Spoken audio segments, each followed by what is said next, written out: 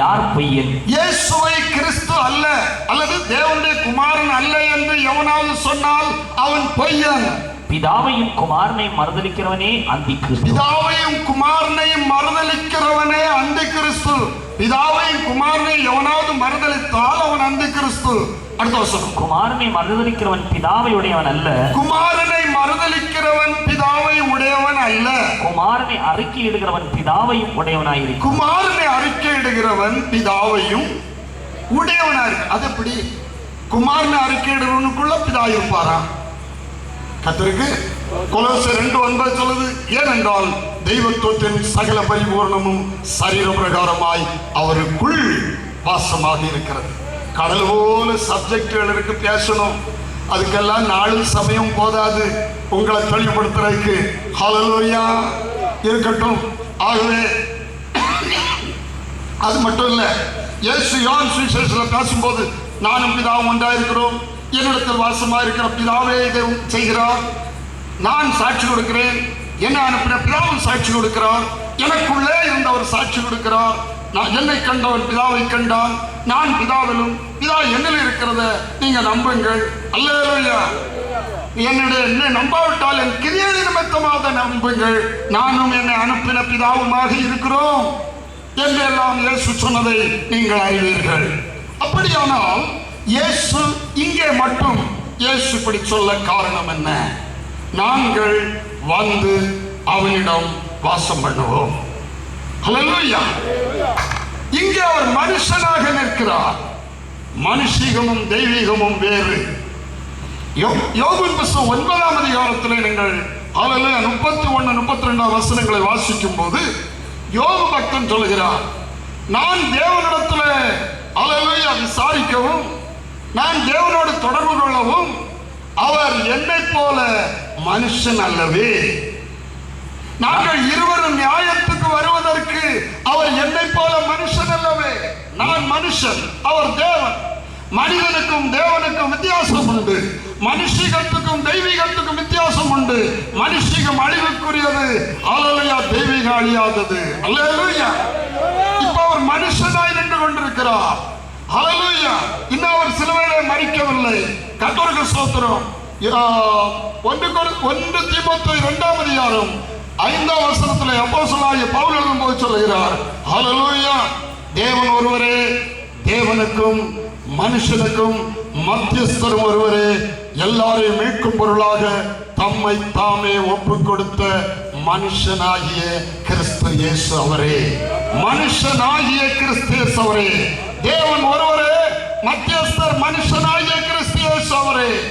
இப்ப தெய்வீகம் மனுஷன் ரெண்டா நிற்கிறது. நாங்கள் வந்து வாசம் பண்ணுவேன் என்று சொல்ல முடியாது. நாங்கள் வந்து வாசம் பண்ணுவேன் சொல்ல முடியுமா? இந்த மனுஷிகள் நமக்குள்ள வந்து ஏற முடியுமா? அவர் மனுஷனா உள்ள வந்து ஏற முடியுமா? முடியாது. அல்லேலூயா. ஹல்லேலூயா. சாயர ரூபம் ஒன்றான தேவன் ஆவியாக நமக்குள்ளே வந்து வாசம் பண்ண ஒரு வல்லவராய் இருக்கிறார். மனுஷனாக நமக்குள்ளே அவர் வர முடியாது. மனுஷீகத்தையும் தெய்வீகத்தையும் வேறுபடுத்திக் கொண்டுதான் நாங்கள் என்கிற வார்த்தையை உபயோகப்படுத்துகிறார். ஆனால் 1 தெசலோனிக்கர் 3ஆம் அதிகாரம் 11ஆம் வசனத்தை வாசியுங்கள். 1 தெசலோனிக்கர் 3ஆம் அதிகாரம் 11ஆம் வசனத்தை வாசியுங்கள். நம்முடைய பிதாவாகிய தேவனும் நம்முடைய கர்த்தராகிய இயேசு கிறிஸ்துவும் உங்களிடத்திற்கு எங்களை நேராக வழி நடத்துவாராக.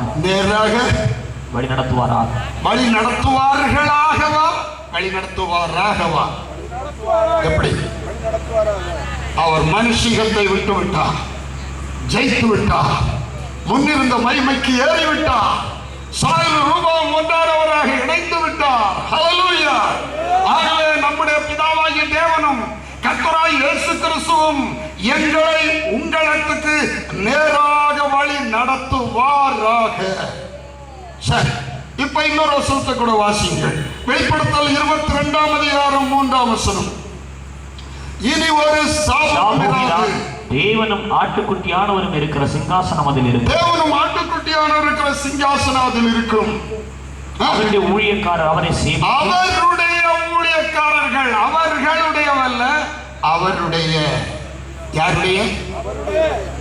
தேவனும் ஆட்டுக்குட்டியானவர். நேரம் தேவனும் ஆட்டுக்குட்டியானவர் இயேசு மனிதனாய் உலகத்தில் நிற்கும் போது சொல்லுகிறோம், நாங்கள் வந்து வாசம் பண்ணுவோம்.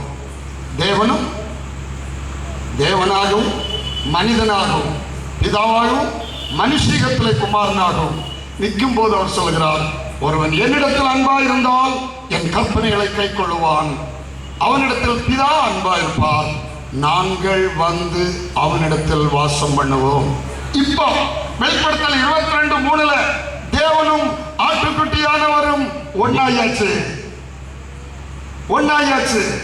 ஹல்லேலூயா. ஒன்னாயாச்சு. மனுஷிகமும் தெய்வீகமும் ஜெயித்து ஒன்னாயாச்சு. கர்த்தருக்கு ஸ்தோத்திரம். 4ஆம் வசனம் சொல்லுது, அவருடைய ஊழியக்காரர், அவர்களுடைய ஊழியக்காரர் அல்ல, அவருடைய ஊழியக்காரர்கள் அவரை சேவித்து அவருடைய சமூகத்தில் தரிசிப்பார்கள். அவருடைய நாமம் அவர்களுடைய நெற்றிகளில் இருக்கும். அல்லேலூயா. சரி, தேவன் 2 தன்மை உள்ளவர். வரிசையாக நான் சில சொல்லி விடுகிறேன். கர்த்தருடைய நாமத்துக்கு ஸ்தோத்திரம்.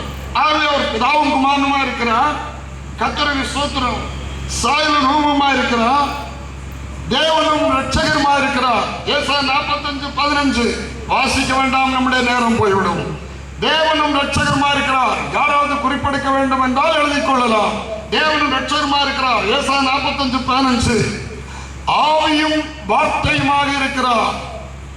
யோவான் 1:1 ஆதியிலே வார்த்தை இருந்தது, அந்த வார்த்தை தேவனிடத்தில் இருந்தது, அந்த வார்த்தை தேவனாய் இருந்தது, அவர் ஆதியிலே தேவனோடு இருந்தார். ஆவியான தேவனும் ரூபமான தேவனும் ஒன்றாக, சாயல் ரூபம் ஒன்றானவராக ஒருவராக இருக்கிறார். அல்லேலூயா. அடுத்தது அருவியும் சொரூபியுமாக இருக்கிறார். வாஸ்துட்டம் கொலோசையர் 1:15 இவர் அதர்சனமான தேவனுடைய தரிசனம். அதுபோல எபிரேயர் கலங்கம் 1ஆம் அதிகாரம் 2ஆம் வசனம் சொல்லுகிறது, இவர் அவருடைய மகிமையின் பிரகாசமும் தன்மையின் சொரூபம். குமாரன் பிதாவுடைய தன்மையின் சொரூபம். அல்லேலூயா. ஏனென்றால் தன்மை சுபாவத்துக்கு சொரூபம். அல்லேலூயா. பிதாவு ஆவியா இருக்கிறபடினால் அந்த ஆவியினுடைய சுபாவங்களை, ஆவியுடைய வல்லமையை, ஆவியினுடைய தன்மைகளை எல்லாம் வெளிப்படுத்துகிற சொரூபம் கிறிஸ்துவானவர். அதர்சனமானுடைய தற்சுரூபம் இவர். அல்லேலூயா. தேவனும் ராஜாவுமானவர். தேவன் மட்டும் அல்ல, அவர் ராஜாவுமானவர். சங்கீதம் 84:3 எங்கள் ராஜாவும் எங்கள் தேவனுமாகிய சேனைகளின் கர்த்தாவே. தேவனும் ராஜாவுமானவர். ஆனால் ராஜா சகோதரனா இருக்க வேண்டும். ராஜா யாரா இருக்கணும்? சகோதரனா இருக்கணும். பாகம் 17:14-15 ராஜா சகோதரனாக இருக்க வேண்டும். மனுஷிக ராஜரீகம் எல்லாம் சவுல் ராஜாவிலே தொடங்கி தாவீதை தெரிந்தெடுத்து சாலோமோனில் வந்து ரெகோபெயாமிலே வந்து அந்த 2 ராஜ்யமா பிரிந்து 2 ராஜ்யத்தின் ராஜரீகங்களும் தோல்வியிலே முடிந்து கடைசியில ராஜாக்கள் இல்லாமல், ஆசாரியர்கள் இல்லாமல் இஸ்ரவேல் ஜனமெல்லாம் அந்நிய நாட்டிலே அடிமைத்தனத்திலே கடக்கும் போதுதான் உலக ரட்சகர் மேசியா தேவனுடைய குமாரன் ராஜா பிறக்கிறார். ஹல்லேலூயா. இந்த ராஜா அழிவுக்குரிய ராஜா அல்ல, இவர் அழியாத ராஜா. அவர் வானத்திலிருந்து இறங்கி வந்த ராஜா. ஹல்லேலூயா. எங்கள் ராஜாவும் எங்கள் தேவனுமாகிய சேனைகளின் கர்த்தாவே. ஹல்லேலூயா. வாங்கும் 17:14-15 ராஜா சகோதரனா இருக்க வேண்டும், தேவன் தெரிந்து கொண்டவனா இருக்க வேண்டும். அந்நியர் ஒருவரும் ராஜாவாக கூடாது. வாசிக்க நேரம் இல்ல, நானே சொல்லி விடுகிறேன். ஹல்லேலூயா. வாசனத்தை குறிப்பிடக்கூட எடுத்துக் கொள்ளலாம். ராஜாவும் தேவனுமானவர் கர்த்தர். எங்கள் ராஜாவும் எங்கள் தேவனுமாகிய சேனைகளின் கர்த்தாவே. கர்த்தர் அல்லேலூயா ராஜாவாக இருக்கிறார், தேவனாக இருக்கிறார். ராஜாவாக அவர் இருந்து சகோதரனாக வேண்டும். அதற்காகத்தான் 2 தன்மை வைத்திருக்கிறார். ஒரு தன்மை மனிதனோடு இடைபடுவதற்காக, காணக்கூடியவர்களோடு தொடர்பு கொள்வதற்காக. அவர் காணக்கூடியவரும் காணக்கூடாதவருமா இருக்கிறார். அவருடைய சிருஷ்டியெல்லாம் காணக்கூடாதவர்களும் காணக்கூடியவளுமா இருக்கிறது. காணக்கூடிய யாவற்றோடும் தொடர்பு கொள்ளத்தான் தேவன் தன்னிலே காணக்கூடிய ஒரு தன்மையை அவர் வைத்திருக்கிறார். ஹல்லேலூயா. அவர் தேவன் மட்டுமல்ல, அவர் ராஜா. ராஜா சமானாக இருக்க வேண்டும். இப்போ எபிரேயர் 7:14 நம்முடைய கர்த்தர் யூதா கோத்திரத்தில் தோன்றினார் என்பது பிரசித்தமாக இருக்கிறது. நம்முடைய கர்த்தர் எங்கே தோன்றினார்? யூதா கோத்திரத்தில் தோன்றினார். ஏன் யூதா கோத்திரத்தில் தோன்றினார்? தாவீதின் குமாரனாக அவர் வெளிப்படுவார். தாவீதின் வம்சத்தில் அவர் வெளிப்படுவார். தாவீதின் வேராய் அவர் வெளிப்படுவார். ஹல்லேலூயா. தாவீதின் குமாரனாக ராஜா வெளிப்படுவார். அவருடைய ராஜ்யத்துக்கு முடிவிராது. அவருடைய ராஜ்யத்துக்கு முடிவிராது. அவர் உயிர்த்தெழுந்து உலகத்திலே அழிந்து போகிற உலகத்திலே அவரை ராஜாவாக்க போனார்கள். அவர் சொன்னார், என்னுடைய ராஜ்யம் இந்த உலகத்துக்குரியதல்ல. ஹல்லேலூயா. அவருடைய ராஜ்யம் பரிசுத்தவான்களின் ராஜ்யம். அவர் பரிசுத்தவான்களின் ராஜா. அவருடைய ராஜ்யம் அழிவில்லாதது. நித்திய ஜீவனை பெற்ற தேவ மக்களுடைய வாழ்க்கை அழிவில்லாதது. உயிர்த்தெழுந்து நித்தியமாய் வாழுவோம். ஹல்லேலூயா. ஆகவே ராஜாவாக அவர் இருக்க வேண்டும். தேவனும் ராஜாவானவர். அது தேவனும் தீர்க்கதரிசியுமானவர். தேவனும் தீர்க்கதரிசியுமானவர். ஹல்லேலூயா. 2 யோவான் 14:1, ஏசாயா 43:12, எபிரேயர் 2:13. கர்த்தர் சொல்கிறார், நானே அறிவித்து நானே அறிவிக்கிறவர். ஹல்லேலூயா. அவர் தான் உண்மையான தீர்க்கதரிசி. ஹல்லேலூயா. அவர் சொல்வாரானால் அதுல கூடுதல் குறைவு ஒண்ணு இருக்காது. இயேசு இந்த உலகத்தில் நிற்கும் போது சொன்னார், வானமும் பூமியும் ஒழிந்து போனாலும் என் வார்த்தைகளில் ஒரு எழுத்தாயினும் எழுத்தின் உறுப்பாயினும் அவமாய்ப்பாகாது என்று சொன்னார். அவர்தான் மெய்யான தீர்க்கதரிசியானவர். எபிரேயர் 2:3 வாசிக்கிறோம். முதலாவது கர்த்தர் மூலமாய் அறிவிக்கப்பட்டது. கர்த்தரே யூதா கோத்திரத்திலே தோன்றிருந்து பரலோகத்தின் மறைபொருளை பிரசங்கித்தார். யோவான் 4:25 அந்த சமாரியா ஸ்திரீ வந்து இயேசுட்ட சொன்னார், கிறிஸ்து என்னப்பட்ட மேசியா வருவார் என்று அறிவேன். அவர் வரும்போது எல்லாவற்றையும் நமக்கு அறிவிப்பார் என்று சொன்னார். யோவான் 4:26 இயேசு சொன்னார், அதற்கு இயேசு உன்னுடனே பேசுகிற நானே அவர். உன்னுடனே பேசுகிற நானே அவர். நான் தான் அந்த கிறிஸ்து. நான் தான் பரலோகத்தின் மறைபொருளை எல்லாம் உங்களுக்கு அறிவிக்கிறவர். நானே அந்த தீர்க்கதரிசி. யோனா தீர்க்கதரிசியை குறித்து சொல்லிவிட்டு தன்னை சொன்னார். யோனா நினிவே மக்களுக்காக 3 நாள் மீனின் வயிற்றிலே இருந்தார். அதுபோல மனுஷகுமாரனும் உலகம் முழுவதில் உள்ள மனுக்குலத்திற்காக பூமியின் வயிற்றிலே 3 நாள் அவர் இருக்க வேண்டும். யோனாவிலும் பெரியவர் இங்கே இருக்கிறார் என்று சொன்னார். யோனாவிலும் பெரிய தீர்க்கதரிசி கர்த்தராகிய இயேசு கிறிஸ்துவானவர். நம்மோடு தொடர்பு கொள்வதற்காக வேண்டிதான் அவர் இரு தன்மை உடையவராக இருக்கிறார். ஹல்லேலூயா. 2 கர்த்தருடைய வார்த்தை சொல்கிறது, கர்த்தரை நம்புங்கள் அப்பொழுது நிலைப்படுவீர்கள், தீர்க்கதரிசிகளை நம்புங்கள் அப்பொழுது சித்தி பெறுவீர்கள். ஹல்லேலூயா. கர்த்தரை நம்பினால், தேவனை நம்பினால் நிலைநிற்கலாம். தீர்க்கதரிசியை நம்பினால் சித்தி வெற்றி பெறலாம். ஹல்லேலூயா. யோவான் 14:1 இயேசு சொல்கிறார், தேவனிடத்தில் விசுவாசமாயிருங்கள், தீர்க்கதரிசியாய் வந்திருக்கிற குமாரனாய் வந்திருக்கிற என்னிடத்தில் விசுவாசமாயிருங்கள். தேவனிடத்தில் விசுவாசம் என்றால் நிலைநிற்கலாம். தீர்க்கதரிசியிலே விசுவாசத்தால் உலகத்தை ஜெயிக்கலாம். 1 கொரிந்தியர் 15:57 நம்முடைய கர்த்தராகிய இயேசு கிறிஸ்துவினாலே நமக்கு ஜெயம் கொடுக்கிற தேவனுக்கு தீர்க்கதரிசி மூலம் தான் ஜெயம். தீர்க்கதரிசியாய் வந்த இயேசு கிறிஸ்து 4 வித ஊழியத்தை நிறைவேற்றி 4 வித ஊழியத்தின் மூலமாய் நாம் உலகத்தை ஜெயிக்கும் பாக்கியத்தை அவர் நமக்கு சம்பாதித்து வைத்திருக்கிறார். அவரை விசுவாசிப்பதன் மூலம், அவரை ஏற்றுக்கொள்வதன் மூலம், அவருக்கு கீழ்ப்படிவதன் மூலம் கம்பீரமான ஒரு கிறிஸ்தவ வாழ்க்கையை, உலகத்தை ஜெயிக்கும் கிறிஸ்தவ வாழ்க்கை செய்ய கர்த்தர் நமக்கு வாசலை திறந்து வைத்திருக்கிறார். ஹல்லேலூயா. இயேசு சிலுவையிலே மரித்தபோது தேவாலயத்தின் திரைச்சீலை 2ஆய் கிழிந்தது. மகா பரிசுத்த ஸ்தலத்திற்கு போவதற்குரிய தடை இல்லாமல் திறக்கப்பட்டு விட்டது. ஒருவரும் பூட்டக்கூடாதபடி திறக்கிறவரும் ஒருவரும் திறக்கக்கூடாதபடி பூட்டுகிறவரும் கர்த்தராகிய இயேசு கிறிஸ்து. யாராலும் பூட்ட முடியாது. விசுவாசிக்கிற மக்களை எந்த சக்தியாலும் தடை பண்ண முடியாது. வாசலை அவர் நமக்காக திறந்திருக்கிறார். எவ்வளவு பெரிய வாக்கியம்! ஹல்லேலூயா, ஹல்லேலூயா, ஹல்லேலூயா. இங்க முன்ன ஒரு வயசான ஐயா இருக்கார்.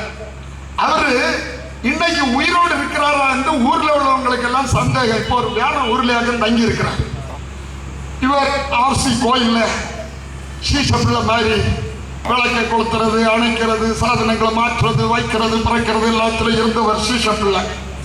அவர்கள் வீட்டில் 2 வாலிபம் ஆண் மக்கள் மரித்து போனார்கள். பயங்கரமான பிசாசுடைய போராட்டம். 2 ஆண் மக்கள் இறந்து போனார்கள். தொடர்ந்து மனைவி எல்லாம் 21 வயசு 27 வயசு. அடுத்து அவருடைய மனைவியே இறந்து போச்சு.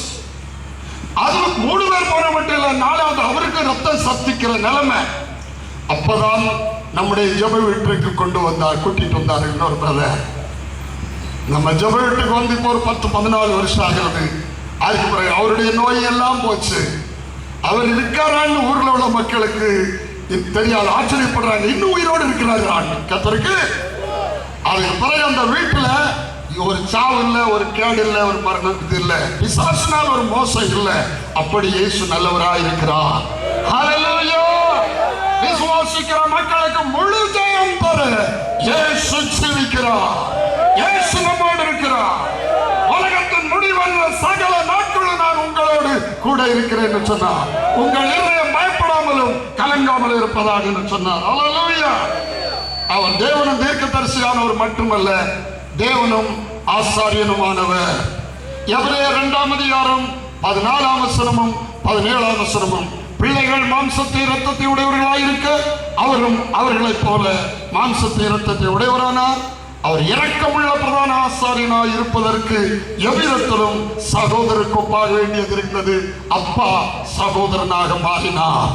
அப்பா சகோதரனாக மாறினார். குமாரனா நித்திய பிதா குமாரனாக மாறி இருக்கிறார். ஹல்லேலூயா. இஸ்ரவேலின் நியாயாதிபதியை கோலினால் கன்னத்தில் அடிப்பார்கள். உலகத்தை நியாயம் தீர்க்க வேண்டியபடி நியாயாதிபதி பிதா நேர தலைகீழாக எல்லாராலும் கன்னத்தில் அடிக்கப்படக்கூடியவராக நம்மை ரட்சிப்பதற்காக நம்முடைய பாவங்களை தாமே சுமந்து கொண்டு நம்முடைய பாவங்களுக்காக நாம் பட வேண்டிய அடியை அவர் ஏற்றுக்கொண்டு நமக்காக மரித்து பாவத்துக்கு பரிகாரத்தை உண்டாக்கி மரித்தவர்கள் உயிர்த்தெழுதலை சம்பாதிக்க அவர் அப்படி வந்தார். தேவன் மாம்சத்தில் வெளிப்பட்டார். ஹல்லேலூயா. கடைசியாக அவருடைய இரு சாயல நிறைய பேசணும். ஆனா ஒண்ணு மட்டும் சொல்றேன், ஒண்ணு மட்டும். அவர் அப்பாவாகவும் அம்மாவாகவும் இருக்கிறார். 2 சாயல், 2 தன்மை. ஒன்று அவர் அப்பா, மறுபடி அம்மா. அல்லேலூயா. ஏசாயா 66:13 சொல்கிறார், ஒருவருடைய தாய் அவனை தேற்றுவது போல நான் உங்களை தேற்றுவேன். ஒரு பக்கத்தில் அவர் பட்சிக்கிற அக்கினி, தேவன் பட்சிக்கிற அக்கினியா இருக்கிறாரே என்று எபிரேயர் 12:28 சொல்லுது. தேவன் பட்சிக்கிற 28-29 அந்த 2 வசனத்துல ஒன்றுல இருக்கிறது. தேவன் பட்சிக்கிற அக்கினியா இருக்கிறாரே. ஆனால் அதே தேவன் தான் மறுபக்கத்துல அன்பின் சொரூபியாக இருக்கிறார். அவர் எப்படி இருக்கிறார்? அன்பின். எரேமியா 31:3 சொல்கிறார், அநாதி சிநேகத்தினால் உன்னை சிநேகித்தேன். அவர் நம்மை சிநேகிக்கிற சிநேகம் எப்படிப்பட்டது? அநாதி சிநேகம். அல்லேலூயா. எபேசியர் 3:18-19 17-19 வாசிக்கும் போது, கிறிஸ்துவின் அன்பின் அகலம் ஆழம் நீளம் உயரம் இன்னதென்று அறிந்து அந்த அறிவு கெட்டாத அன்பை, அறிவு கெட்டாத அன்புதான் அவர் தன்னை தாய் என்கிற நிலைமைக்கு மாற்றுகிறது. அவர் அப்பாவாக இருக்கிறார், அம்மாவாக இருக்கிறார். 2 தன்மை அவர்களை இருக்கிறது. அப்படி வசனம் இருக்கா பிரதர்? ஆமா, வசனம் இருக்கு, உங்களுக்கு கொடுக்க போறேன். கர்த்தருக்கு நேரடியா வசனம் இருக்கிறது. கர்த்தருடைய நாமத்துக்கு ஸ்தோத்திரம் உண்டாவதாக. ஒன்று அவர் பட்சிக்கிற அக்கினி, தீமையை பாராத சுத்த கண்ணர், தவறுக்கு தண்டிக்கிற மனுஷன், தண்டிக்கிறவர். ஆனால் மறுபக்கம் கிருபையினால் மன்னித்து மன்னித்து, பிள்ளை இல்லையா, நான் பெத்த பிள்ளை இல்லையா, என் தகப்பனார் பிள்ளை அடிக்கும்போது தாய் சொல்ல நேருங்க, தகப்பனார் கொஞ்சம் கடினமா அடிச்சுட்டு சொல்லுங்க, உங்களுக்கு இறக்க வராது, நான் இல்லையா பெற்றேன், என் வயிறு இல்லையா துடிக்குது, நான் இல்லையா பிள்ளைய கஷ்டப்பட்டு பெற்றேன், உங்களுக்கு அடி கேட்க முடியும். என் பிள்ளை தாய் பார்த்தீங்களா, தாய் பாசம் தகப்பன்கிட்ட பரிந்து பேசுகிறது. அல்லேலூயா, ஹல்லேலூயா. ஆகவே அன்பின் சொருபியா இருக்கிறார். இப்பொழுது வாசிப்போம் அவருடைய இரு தன்மை. அல்லேலூயா. உபாகமம் 32:18. உன்னை ஜெனிப்பித்த கன்மலையை நீ நினையாமற் போனாய், உன்னை ஜெனிப்பித்த கன்மலையை நீ நினையாமற் போனாய், உன்னை பெற்ற தேவனை மறந்தாய், உன்னை பெற்ற தேவனை மறந்தாய். பெற்றது தேவன், ஜெனிப்பித்தது கன்மலை. அல்லேலூயா. நான் இந்த செய்தியை முழுவதுமாய் கொண்டு முடிக்கணும்னு நான் நினைச்சேன், நான் முடிக்க முடியாது போல இருக்குது. ஆனாலும் கர்த்தர் இப்படி நடத்துவாரோ அப்படி நடத்தி சீக்கிரமா டைம்லேயே முடிக்க விரும்புகிறேன். மத்தேயு 1:2 வாசி. ஆபிரகாம் ஈசாக்கை பெற்றான். போதும். அடுத்து ஈசாக்கு யாக்கோபை பெற்றார். அல்ல நீங்க தேவன் சொல்லுகிறார், இஸ்ரவேல் ஜனத்தை பார்த்து சொல்லுகிறார், உன்னை ஜெனிப்பித்த கன்மலையை நீ நினையாமற் போனாய், உன்னை பெற்ற தேவனை மறந்தாய். ஒரு அப்பாவும் அம்மாவும் இல்லாம பிள்ளைகளே இல்லை, தாயும் தகப்பனும் இல்லாம சந்ததியே இல்லை. ஆபிரகாம் ஈசாக்கை பெற்றான். யாரை கொண்டு பெற்றான்? சாராளை கொண்டு பெற்றான். அல்லேலூயா. சாராளை கொண்டு பெற்றான். ஈசாக்கு யாக்கோபை பெற்றான். எப்படி பெற்றான்? ரெபேக்காளை கொண்டு பெற்றான். பெற்றது தேவன், ஜெனிப்பித்தது கன்மலை. பெற்றது ஆபிரகாம், ஜெனிப்பித்தது சாராள். பெற்றது ஈசாக்கு, ஜெனிப்பித்தது அல்லேலூயா ரெபேக்கா. ஹல்லேலூயா. தேவன் நம்மை அவருடைய சந்ததியாக பெற்றெடுப்பதற்காகத்தான். இன்றைக்கு சுருக்கமாக ஒரு வார்த்தை சொல்லிவிட்டு நாளைக்கு வேண்டுமானால் தொடர்ச்சி அந்த காரியத்தை எடுப்பேன், சொல்லுவேன். பாருங்க, தாய் ஒரு குழந்தையை பெற்றெடுப்பதற்கு அவள் முதலாவது ரத்தம் சிந்த வேண்டும். பிரசவ காலத்திலே முதலாவது அவள் ரத்தம் சிந்த வேண்டும். இரண்டாவது தண்ணீர் பைக்குள்ளே இருந்து குழந்தை பிறக்க வேண்டும். மூன்றாவது பிறந்த குழந்தை இந்த உலக மனுஷனாய் வாழ்வதற்கு இந்த உலகத்தின் காற்றை சுவாசிக்க வேண்டும். இது பிறப்பின் நியமம். 3 காரியம் நடக்க வேண்டும். ஒன்று, தாய் ரத்தம் சிந்த வேண்டும். தாய் ரத்தம் சிந்தாமல் குழந்தை பிரசவிக்கவே முடியாது. ஹல்லேலூயா. என்னாலும் தாய் கொஞ்சமாவது ரத்தம் சிந்தியாக வேண்டும். ஒன்று. இரண்டாவது, தண்ணீர் பையில் இருந்துதான் குழந்தை பிறக்க வேண்டும். 2. மூன்றாவது, பிறந்த குழந்தை இந்த உலகத்தின் மனுஷியாய் வாழ இந்த உலகத்தின் காற்றை சுவாசிக்க வேண்டும். அதே போல ஆவிக்குரிய பிள்ளைகள், தேவனுடைய பிள்ளைகள், பரிசுத்தவான்கள், தேவனுடைய சந்ததியார் பிறக்க, தேவனுக்கு என்ற ஒரு சந்ததி பிறக்கும் என்று வேதத்தில் எழுதியிருக்கிறது. 2 கொரிந்தியர் 6 கடைசியில, ஆகையால் நீங்கள் அவர்கள் நடுவிலிருந்து புறப்பட்டு பிரிந்து போய் அசுத்தமானதை தொடாதிருங்கள், அப்பொழுது நான் உங்களை ஏற்றுக்கொண்டு நான் உங்கள் பிதாவாயிருப்பேன், நீங்கள் எனக்கு குமாரனும் குமாரத்தியுமாயிருப்பீர்கள் என்று சொல்லப்பட்டிருக்கிறது. சகீதம் 110:3 விடியற் காலத்து கற்பத்தில் பிறக்கும் பனிக்கு சமானமாய் ஒரு யௌவன ஜனம் கர்த்தருக்கு பிறக்கும். ஒரு யௌவன ஜனம் யாருக்கு பிறக்கும்? ஆண்டவருடைய சந்ததி ஆண்டவர்கிட்ட தான் பிறக்கணும். நாய்க்க சந்ததி நாயிலிருந்து தான் பிறக்கணும். குரங்குக சந்ததி குரங்கிலிருந்து தான் பிறக்கணும். சிங்கத்துடைய சந்ததி சிங்கத்திலிருந்து தான் பிறக்கணும். பலாமரத்துடைய சந்ததி பலாமரத்திலிருந்து தான் பிறக்கணும். வேப்ப மரத்துடைய சந்ததி வேப்ப மரத்திலிருந்து தான் பிறக்கணும். மனிதனுடைய சந்ததி மனிதனிலிருந்து தான் பிறக்கணும். அதுபோல தேவனுடைய சந்ததி தேவனில் இருந்து தான் பிறக்க வேண்டும். தேவனுடைய சந்ததி தேவனில் இருந்து தான் பிறக்க வேண்டும். அதை குறித்து தான் எபேசியர் 1:4 சொல்லுகிறது, தமக்கு முன்பாக நாம் அன்பில் பரிசுத்தம் உள்ளவர்களும் குற்றமற்றவர்களுமாய் இருக்கும்படி உலக தோற்றத்துக்கு முன்னே கிறிஸ்துவுக்குள் அவர் நம்மை தெரிந்து கொண்டார். உலக தோற்றத்துக்கு தோற்றத்துக்கு முன்னே கிறிஸ்துவுக்குள் நாம் இருந்தவர்கள். ஹல்லேலூயா, ஹல்லேலூயா. உலக தோற்றத்துக்கு முன்னே கிறிஸ்துவுக்குள் இருந்து நாம் இருந்தவர்கள் இந்த உலகத்தில் இருக்கிறோம். ஒரு முக்கிய விஷயத்தை நீங்கள் புரிந்து கொள்ளணும். ஒண்ணு எங்கிருந்து வந்ததோ அங்கதான் திரும்ப போனோம். மனுஷனை பார்த்து ஆண்டவர் சொன்னா, நீ மண்ணா இருக்கிறாய், மண்ணுக்கு திரும்புவாய். விண்ணிலிருந்து வந்தது விண்ணுக்கு தான் போகணும். உலக தோற்றத்துக்கு முன்னே கிறிஸ்துவுக்குள் நம்மை தேவன் தெரிந்து விட்டது உண்மையானால் இந்த உலக ஓட்டத்தை முடிக்கும் போது திரும்ப நம்ம கிறிஸ்துவிடத்தில் சேர வேண்டும். அங்கே போக வேண்டும். பூமியிலே அவரை அறிய வேண்டும். பூமியிலே அவரை ஏற்றுக்கொள்ள வேண்டும். பூமியிலே அவருக்கு பிரியமாக நடக்க வேண்டும். பூமியிலே அவரை சித்தம் செய்ய வேண்டும்.